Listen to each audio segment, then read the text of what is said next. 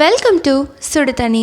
இன்றைக்கி நம்ம வீடியோவில் எல்லா ரைஸ் கூடயும் வச்சு சாப்பிட்ற மாதிரி ஒரு ஈஸியான முட்டை ரெசிபி தான் பார்க்க போகிறோம்.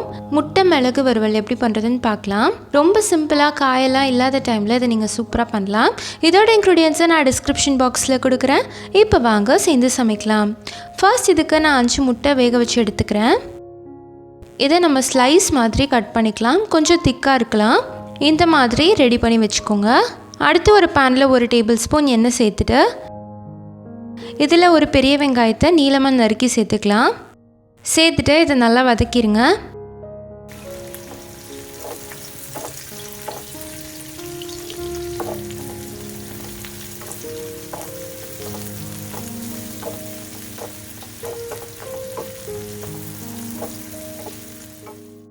இது கொஞ்சம் கண்ணாடி மாதிரி ஆனதுக்கப்புறமா இதில் 1 டீஸ்பூன் இஞ்சி பூண்டு விழுது சேர்த்துக்கிறேன். அதோட ஒரு கொத்து கருவேப்பிலை சேர்த்துட்டு நல்லா வதக்கிடலாம்.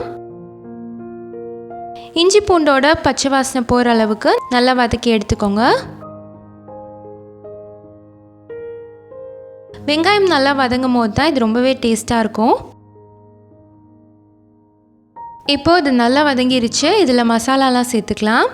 1/2 டீஸ்பூன் சீரகத்தூள், 1/2 டீஸ்பூன் கரம் மசாலா, 1/2 டீஸ்பூன் மல்லித்தூள், 1 டீஸ்பூன் மிளகுத்தூள், 1/2 டீஸ்பூன் உப்பு சேர்த்துட்டு நல்லா வதக்கிடுங்க.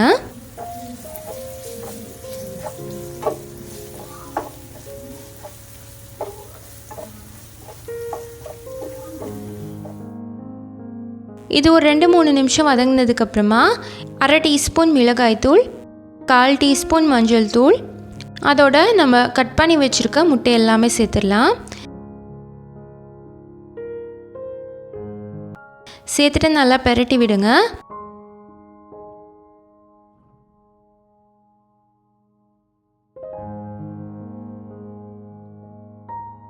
இப்போது நம்ம மசாலா எல்லாமே சேர்த்துட்டோம்.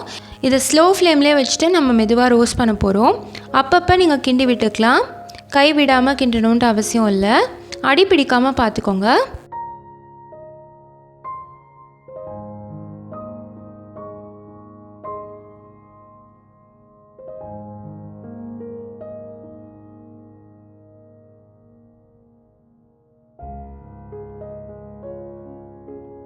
இப்போ பார்த்தீங்கன்னா இது நல்லா ரோஸ்ட் ஆகி வந்துடுச்சு.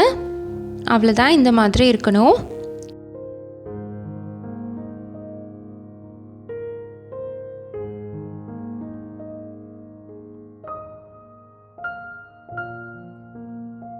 இது ஓவராலாக ரெடி ஆகிறதுக்கு ஒரு 10 நிமிஷம் தான் ஆச்சு. அப்பப்போ மிக்ஸ் பண்ணி விட்டுக்கிட்டேன். லாஸ்ட்டாக இதில் கொஞ்சமாக மிளகு தூவிக்கலாம். அதோட கொஞ்சமாக கருவேப்பிலை சேர்த்துட்டு நம்ம இறக்கிற வேண்டியதான். நம்மளோட முட்டை மிளகு வறுவல் இப்போ சூப்பராக ரெடி ஆகிடுச்சு. இது ரச சாதத்துக்குலாம் ரொம்பவே நல்லாயிருக்கும். நீங்களும் இந்த சிம்பிளான ரெசிபியை ட்ரை பண்ணி பார்த்துட்டு எப்படி இருந்துச்சுன்னு சொல்லி கமெண்ட்டில் சொல்லுங்கள். இந்த வீடியோ உங்களுக்கு பிடிச்சிருந்தால் லைக் பண்ணுங்கள். சுடு தண்ணி சேனலை சப்ஸ்கிரைப் பண்ணுங்கள். தேங்க்யூ.